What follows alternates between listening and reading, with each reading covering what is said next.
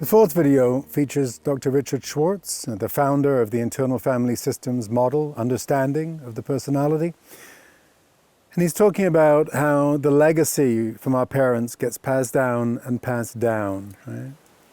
And some of that legacy, as we talked about earlier, is about shame, right? The inner critics that we have, they take on our parents' voice.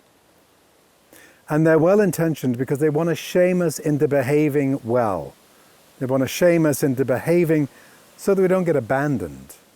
There's nothing worse than being abandoned, feeling that disconnect from the love. And it's the only thing they know how to do is to shame us. And that's the legacy that gets passed down. And that means if your parents disliked parts of you, you're going to dislike those parts of you. If your kids have those same parts, then chances are you're not going to like them in your kid either. And you're going to make them unacceptable. You're going to push them away. You're going to exile them, right?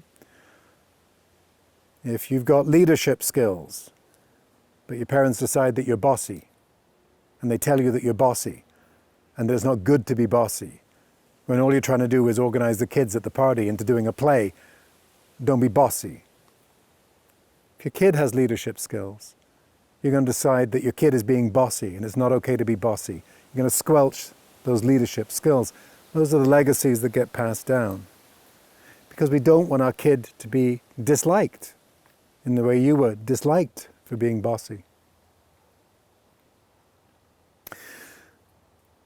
When we're able to heal our own exiles, when we're able to listen in to that part that's been told it was bossy and ask the judgmental part to pull back and say, tell me how bossy you are.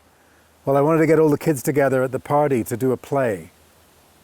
Okay, and how were you doing that? Well, I was telling them what to do. Okay, maybe you're a director. Maybe you're a leader. We can get that clarity. We can listen into a part that's been labeled in a particular way. We can maybe help it begin to heal, or maybe we don't have to decide that our kids are bossy. Maybe they're showing leadership. This is all about self-led parenting, which is what Dick talks about, right? Getting triggered parts to step back or heal them so that we can stay connected to our kids.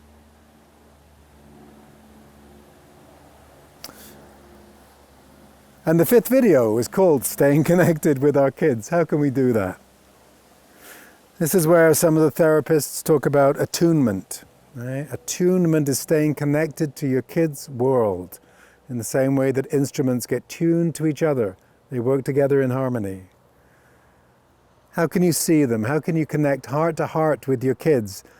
Instead of coming from an agenda that one of your parts holds about how your kid has to be in the world, how they should be in the world, how they're not good enough as they are. Right? We stay connected with them when we trust their internal resources, when we trust that maybe they can decide what they need to do right now, and maybe that will be okay. Maybe we can support their confidence. Right? Be there to catch them if they fall, of course, but let them explore. Let them find out how they can be confident in the world. There's also a discussion around how a therapist may not be seen as a resource for parents. There's still often a stigma around therapy and therapists. You go to a therapist if there's something wrong with you, right? Well, not necessarily. Right? Therapists, at least with the IFS model, understand that there's nothing wrong with you, and you may need a bit of support in getting to that clarity.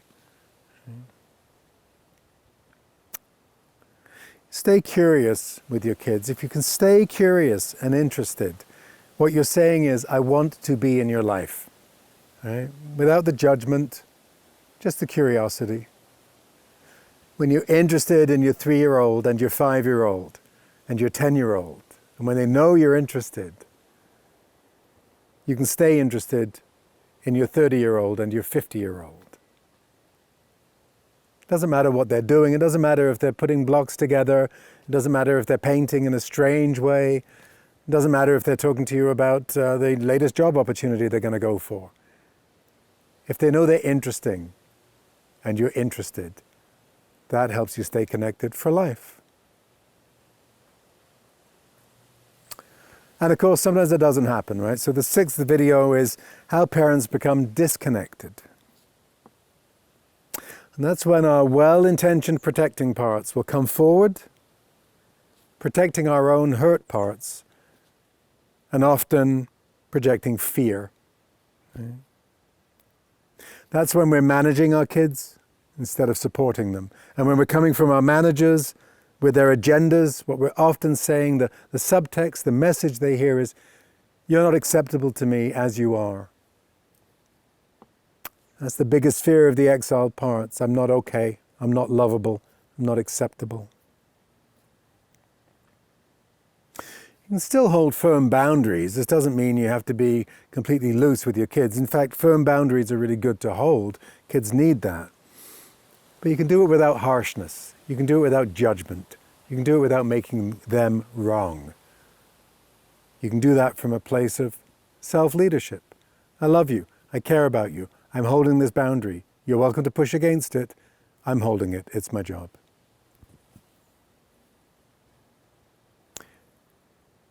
We do become disconnected. It happens. Parts of us hijack us. It's not the end of the world. That's when we just move into the repair so that we can find our way back, reconnect, have that loving relationship again.